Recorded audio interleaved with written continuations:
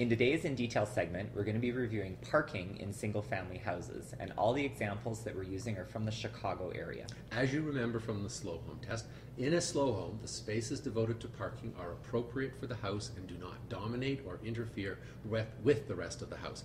That's quite a challenge in a single family It is house. a challenge. I have to say that the single-family houses in Chicago, the parking was dealt with better than in a lot of cities. I think we didn't have the type of issues, the sort of basic proportional issues in terms of not having enough room to park or stairs colliding, or they seem to be sort of the technical part was taken care of. Now we do have issues to discuss, of course, about the layout of the parking in relationship to the house. So as you remember from the What's Wrong with This House book, we've come up with 4 rules of thumb for parking. And in a slow home, the parking should first be kept to a reasonable number of spaces, and second, should not dominate the house. The third rule of thumb is that it should be in a garage that doesn't dominate or negatively impact the interior rooms.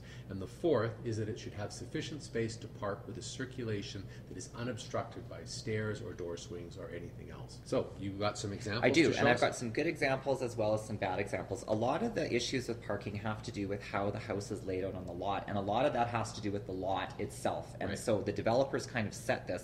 So this is an example where I think the parking is actually pretty good, because if you look at the proportion of the parking, we still have 2/3 of the frontage of the house and 1/3 for parking, and that's a double car garage. That allows all the principal rooms to still have light. Obviously we have our 2 feet side clearance and a door that makes sense into the house. Yep. So that one's That's good. a good garage. So now this is another one that's not so bad. It's our typical double width. Now the thing that starts to get into an issue is when we've got these additional things, because then the proportion of the garage becomes quite a bit. Now if you notice, this is basically, I pulled this example because what they've done is it's almost like the garage has been attached to the side of the house entirely. There's no living space on the back of it, which is actually not a bad way to deal with it. You have to have a wide lot to be able to do that. So now I want to talk about another example that is, it's not bad. Now this is where we've got these narrow... So just so everybody knows, we've turned the house, Yeah, we've turned it sideways.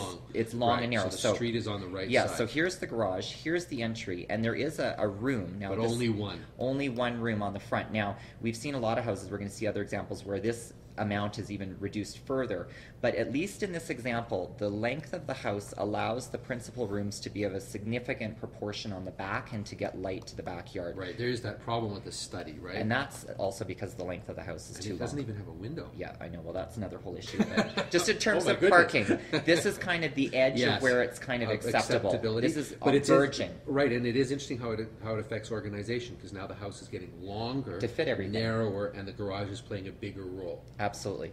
So now we're starting to get into problems. Now this is where we're starting to get the garage dominating the house. This is a 3-car garage, and they've had to extend past the line of the house. I mean, the issue that I've got is this is a side yard condition, and because they've done that, that side yard is not going to be particularly great. You know, they can't have a lot of windows on the side yard, but that's a big amount of your lot to take up with that extra bit of garage space. The narrowness here is still, it's not good. Here's another issue. Now this is where we're starting to see the garage. Now this is 50% of the front of the house. The problem is the living space is wrapping in behind the garage around like this. The proportion here is starting to get narrow. We're not getting a lot of width. So there's a big hallway, and the rooms are not working proportionately as well as they can. You've only got a 10 foot. Yeah, this is where we're starting to get domination by the garage in the plan, and so that's not very good. This example is where we've got the garage pulled forward. I don't mind these. I think that they're actually not a bad way to deal with a double car garage, because they create sort of a sense of entry. As long as the width here is still wide enough to get enough light into the principal rooms, the house is able then to sit like this with a view to the back and a view to the front. So I don't mind that with having the bit of service space in behind the garage there. This is where we're starting to get into some real challenges. You know, a rear attached garage in theory sounds like a nice idea because it allows you to maintain, you know, everything from the front. The problem is, look at this. We basically now have no rear yard condition except for the small window from the dining room, and the garage just, instead of dominating on the back, it dominates, or instead of dominating on the front, it dominates on the back. This one is a little bit better. They've got sort of, they've tried to create a courtyard condition. So they've carved out a bit of space here, so they've made a sort of a narrow kind of attachment from the garage into the body of the house. So in this condition, I think that is just a little bit better with the rear attached garage. So those Wow. are the examples. Well, that's interesting. As always, interested to see what your comments are about parking, and if you can find good and bad examples of parking, please post them to the site. Remember, tomorrow we're going to be announcing the winners of our design challenge and finishing off the Slow Home project. See you then. See you tomorrow.